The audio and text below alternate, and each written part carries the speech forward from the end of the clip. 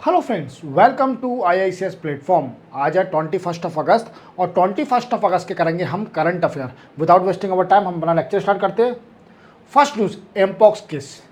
देखो दोस्तों, मैंने आपको एमपॉक्स और मंकी पॉक्स के ऊपर एक इंडिविजुअल लेक्चर बना के रखा है और वो आपको मेरे प्लेलिस्ट में जाइए और एडिटोरियल में जाइए, वहाँ आपको एम पॉक्स के ऊपर, मंकी पॉक्स के ऊपर पूरा लेक्चर मिल जाएगा, जिसमें आपको मैंने सिम्टोम, प्रिवेंशन और इसके कई सारे इफ़ेक्ट किस कंट्री में फैल रहा है और इंडिया का क्या स्टैंड है, इसके ऊपर मैंने आपको डिटेल में समझाया है। और अभी क्या है दोस्तों, ये एम पॉक्स बड़ा ही फैल रहा है, वर्ल्ड में फैल रहा है। इवन WHO जो वर्ल्ड हेल्थ ऑर्गेनाइजेशन है, इसने public health emergency of international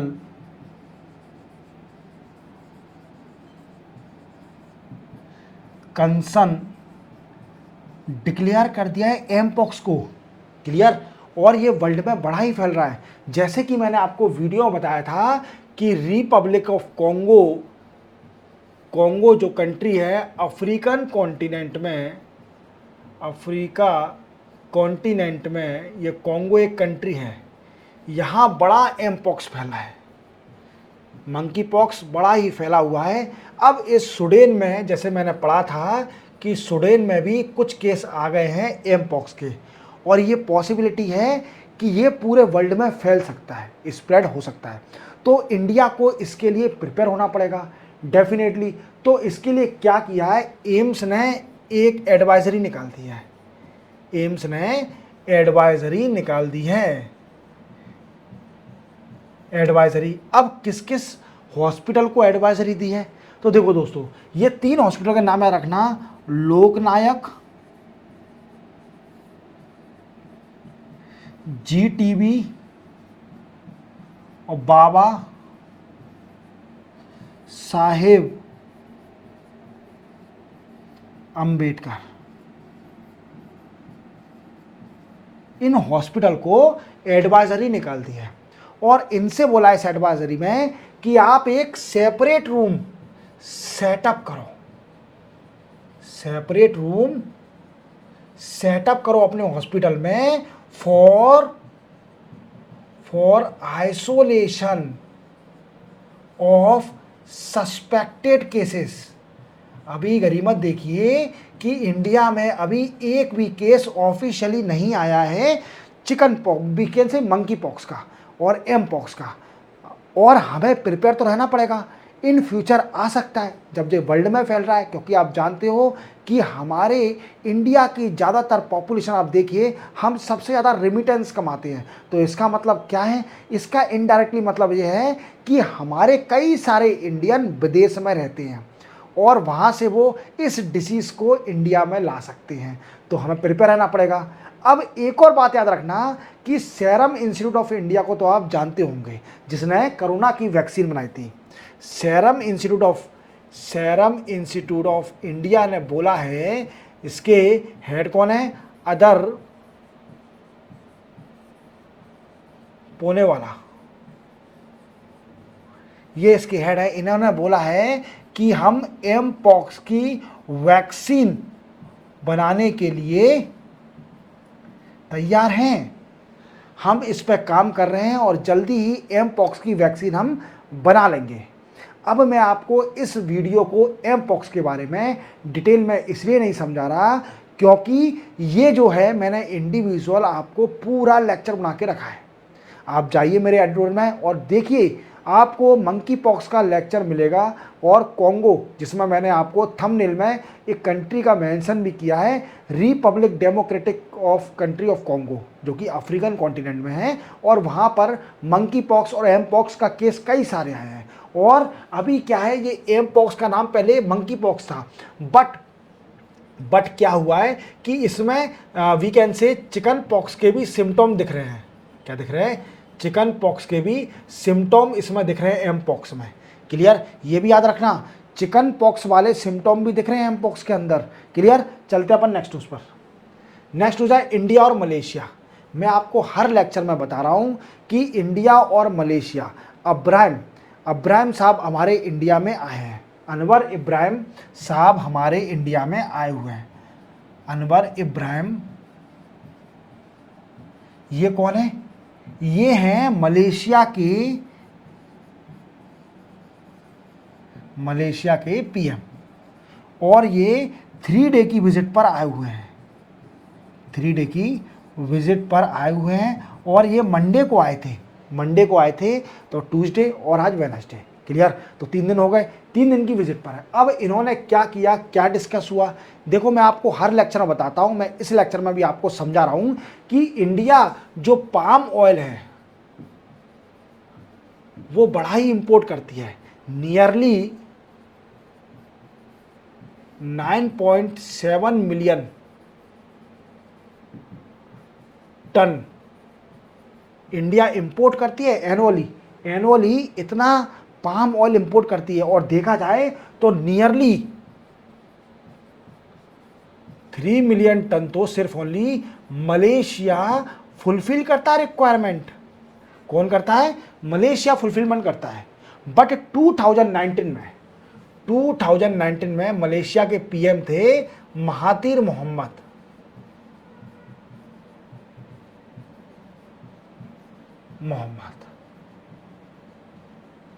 कौन थे? Mahathir Mohamad.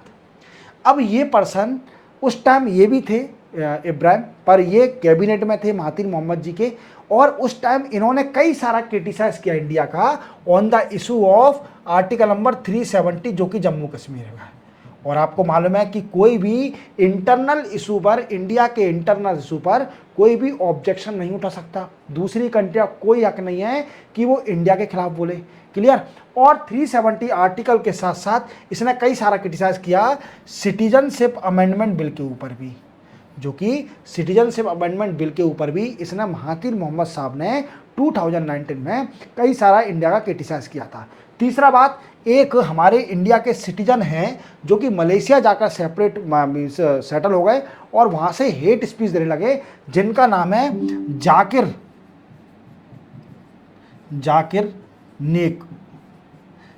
नाइक।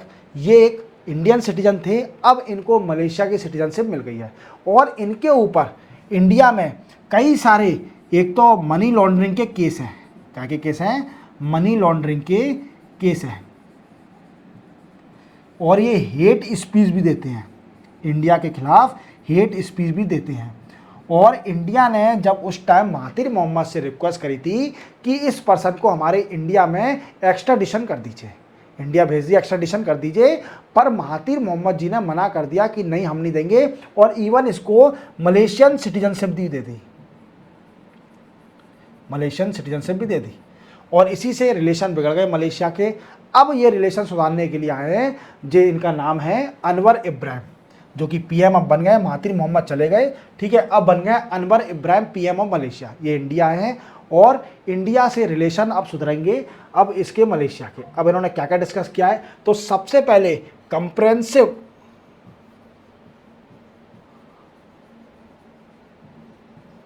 स्ट्रेटेजिक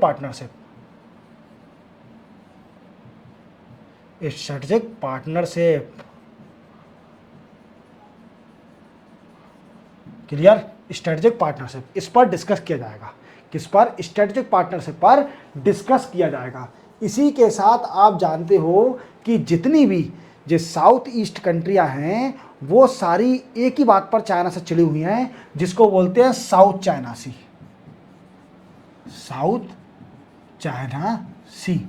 अब चाइना सोचता है कि इसमें चाइना का नाम है तो ये सी हमारी है, और कई सारी जो साउथ ईस्ट कंट्रियां हैं वो कई सारी इससे चिड़ी हुई हैं कि चाइना का कैसा हो सकता है, क्योंकि साउथ चाइना सी स्ट्रेटेजिकल इंपॉर्टेंट है।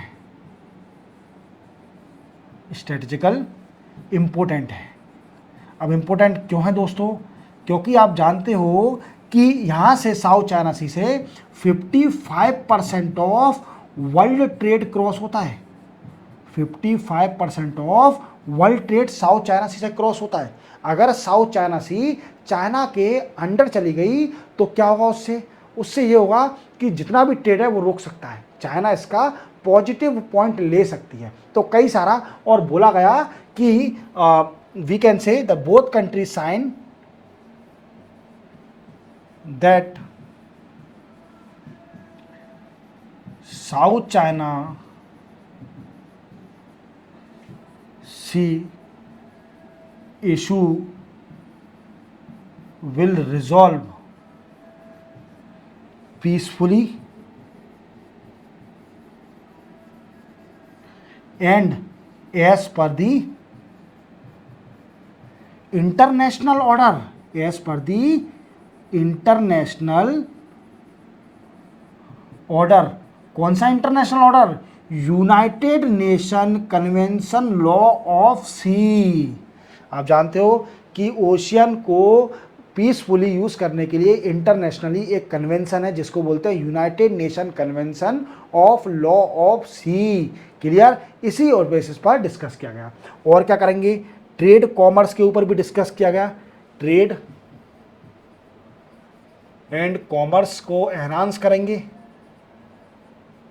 क्लियर? इसके साथ साथ क्या क्या जो कि क्रिटिकल टेक्नोलॉजी है, क्रिटिकल टेक्नोलॉजी, इसको भी एनहांस किया जाएगा।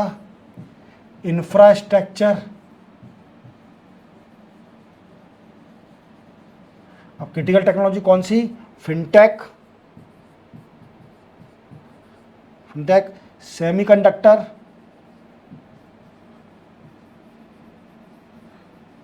And emerging technology.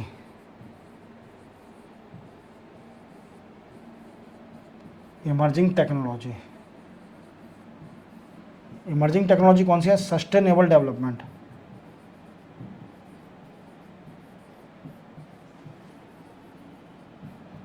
Renewable energy,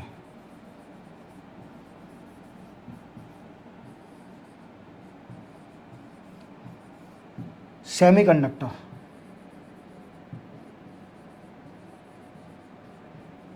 etc. और मलेशिया एक और बात कह रही है कि हमको ब्रिक्स जो रीजनल ऑर्गेनाइजेशन है उसको ज्वाइन करना है। इंडिया हमारा सपोर्ट करे कि हम ब्रिक्स के मेंबर बन जाए। और ब्रिक्स आप जानते हो क्या है दोस्तों? BRICS is a regional organization of 1 2 3 4 5 country. That is B for Brazil, R for Russia, I for India, C for China, S for South Africa. याद रखोगे? ये एक रीजनल ऑर्गेनाइजेशन है।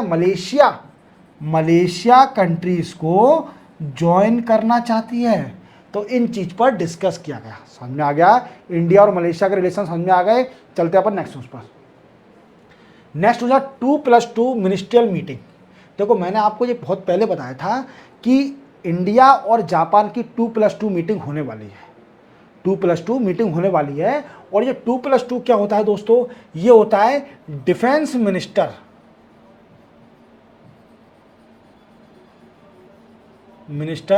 And 2 is foreign minister.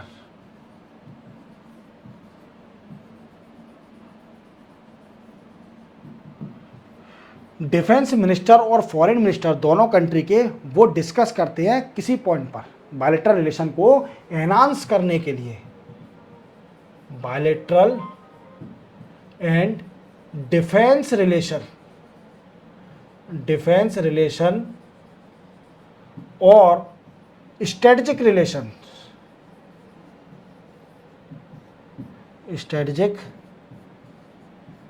Relation को enhance करने के लिए ये डिस्कस किया जाता है।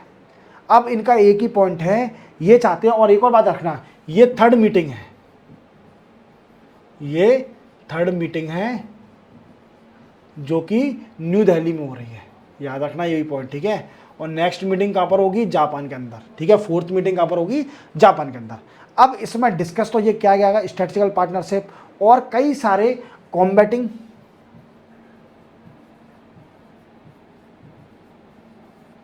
Terrorism,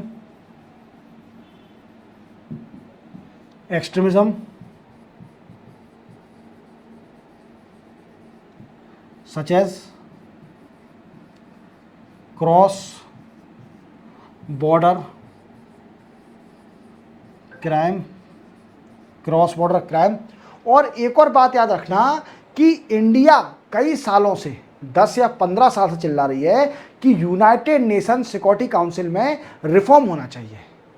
United nation security council क्या है? एक यूएन की बॉडी है जिसमें कौन कौन है परमानेंट मेंबर? तो आप याद रखना उसमें है चाइना, देन आफ्टर रशिया, इसके अंदर अपना ब्रिटेन, यूएसए और फ्रांस, ये इसके मेंबर है, परमानेंट मेंबर। अब इंडिया चाहती है कि इंडिया भी इसकी परमानेंट मेंबर बन जाए।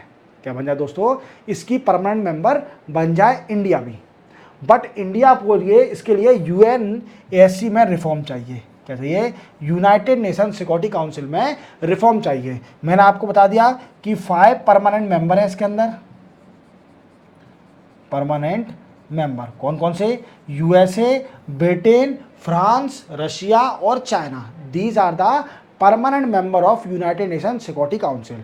अब ये दोनों लोग जो 2+2 मीटिंग में हैं वो चाहते हैं कि यूनाइटेड नेशन सिक्योरिटी काउंसिल में रिफॉर्म होना चाहिए, रिफॉर्म होना चाहिए। और एक और बात याद रखना, जो इंडो पैसिफिक एरिया है, Indo Pacific area would be free and fair as per the international order, as per the international order. याद रखोगे। और इंटरनेशनल ऑर्डर कौन सा है? आप जानते हो United nation Convention law of sea. मैंने आपको बताया था कि यूनाइटेड नेशन का एक कन्वेंशन है जो कि लॉ ऑफ सी को रेगुलेट करता है। क्या करता है? जो सी है, ओशियन है, उसको रेगुलेट करता है कौन? ये convention, United nation Convention on law of sea. याद रखोगे। चलते अपन नेक्स्ट न्यूज़ पर। तो 2+2 मीटिंग हो गई।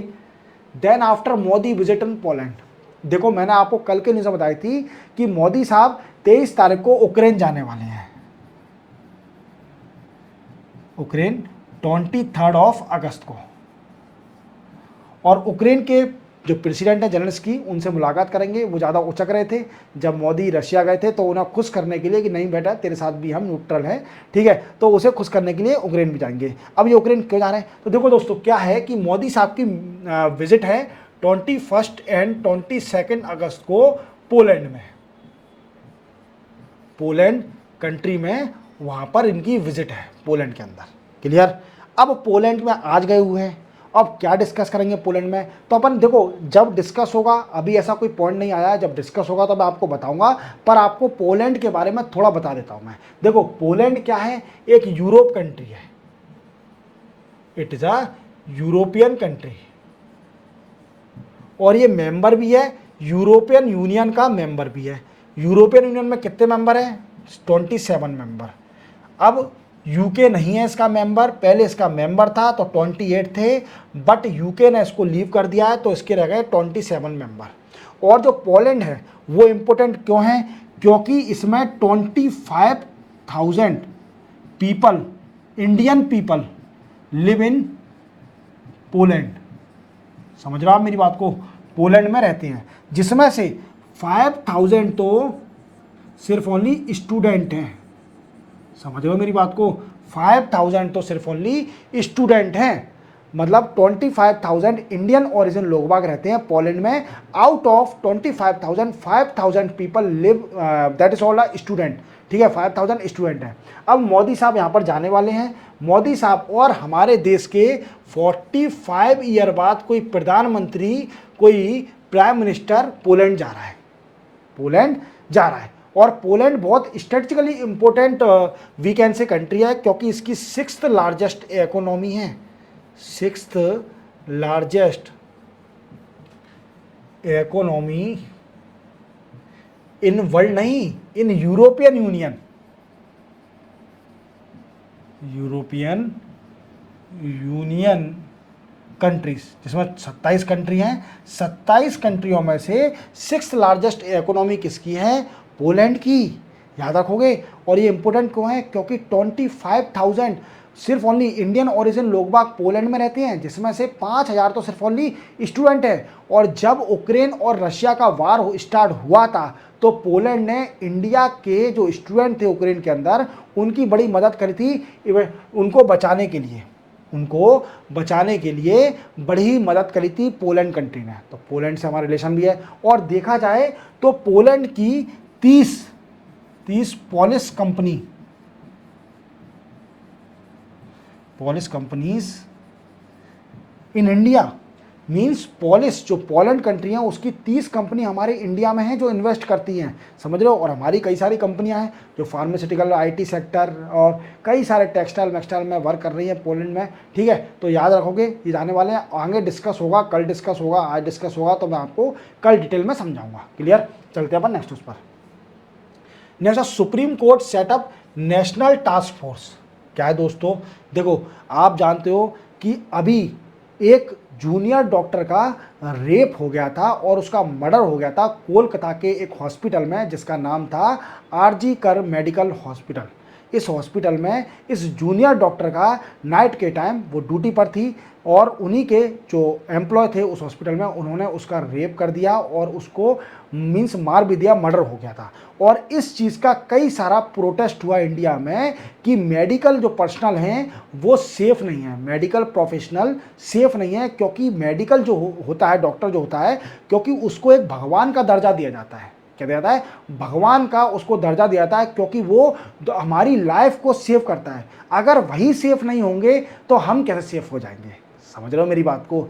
इस जूनियर डॉक्टर के साथ इतना गलत हुआ, मीन्स अब मैं क्या बताऊं कि इतना गलत हुआ है इसके साथ कि इसका रेप किया, फिर उसके बाद रेप एक बार नहीं कई बार कई लोगों ने रेप किया उस नाइट में और इसका मर्डर कर दिया। और जो जिसको हम भगवान का दर्जा देते हैं, भगवान के साथ ऐसा हो रहा है, समझिए। तो इसका केस सुप्रीम कोर्ट ने अपने हाथ में लिया, सू मोटो, जिसको हम सू मोटो बोलते हैं, जिसमें क्या होता है कि सुप्रीम कोर्ट और हाई कोर्ट में तभी सुनवाई होती है जब आप पेटिशन लगाते हो। जब आप पेटिशन लगाते हो तभी आपकी सुनवाई होगी सुप्रीम कोर्ट और हाई कोर्ट में।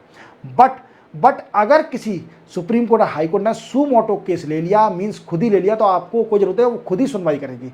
तो इसलिए सुप्रीम कोर्ट ने खुद ही इस केस को ले लिया था अपने ऊपर और अपने यहाँ हियरिंग के लिए, और ट्यूसडे को इसकी सुनवाई हुई और ट्यूसडे को उन्होंने एक टास्क फोर्स सेटअप करने का बोला जो कि सिक्योरिटी देगा, जो भी मेडिकल प्रोफेशनल है उनको सिक्योरिटी देगा। Clear. National task force setup करी जाएगी as per the decision of supreme court to provide the security to medical professional. Medical professional को सिक्योरिटी देने के लिए एक टास्क फोर्स सेटअप करी जाएगी। अब टास्क फोर्स किस किस चीज़ पर रिकमेंडेशन देगी, देखो दोस्तों मैं आपको बता देता हूँ। ये टास्क फोर्स सेटअप करी जाएगी, ये सबसे पहला देगी security in hospital premises.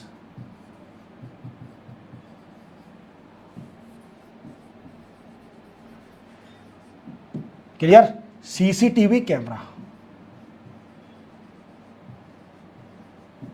Then after infrastructure development,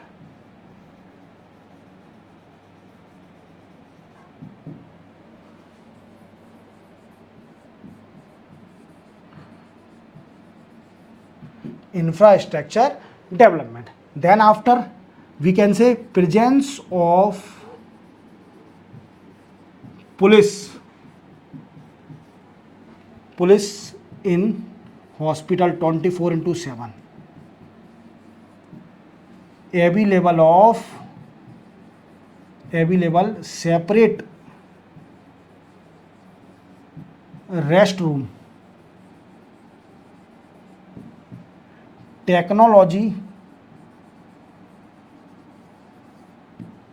intervention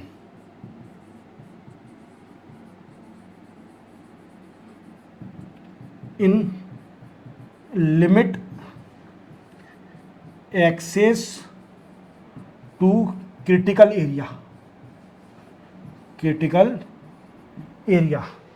Then after night transportation to medical professional.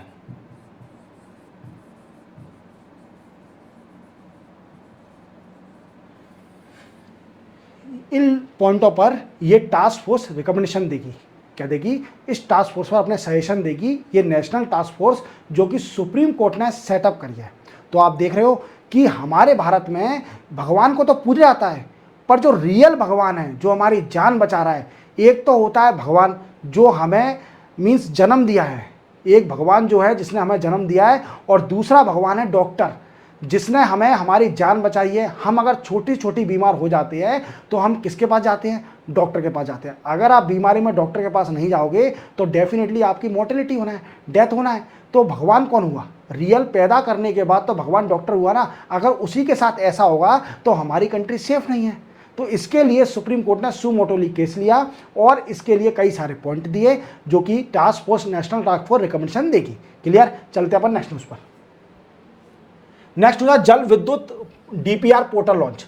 देखो आप जानते हो ये हैं मनोहर लाल खट्टर जी, और ये हरियाणा के फॉर्मर सीएम हैं, अब यूनियन मिनिस्टर बन गए हैं। ये अर्बन अफेयर के मिनिस्टर हैं और मिनिस्टर ऑफ पावर के भी हैं, मिनिस्ट्री ऑफ पावर भी होल्ड करते हैं ये गवर्नमेंट ऑफ इंडिया के। क्लियर? अब इन्होंने एक पोर्टल लॉन्च किया है, जल विद्युत डीपीआर पोर्टल। अब ये बनाया किसने है? तो ये बनाया है सेंट्रल इलेक्ट्रिसिटी अथॉरिटी। क्या है? Central electricity authority.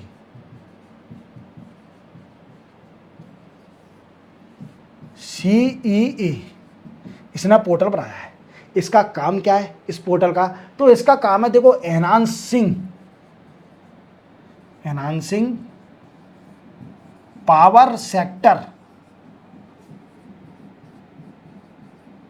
By setup of hydro electricity power plant and pump storage. और ये पोर्टल क्या करेगा? मॉनिटरिंग करेगा, मॉनिटरिंग ऑन हाइड्रो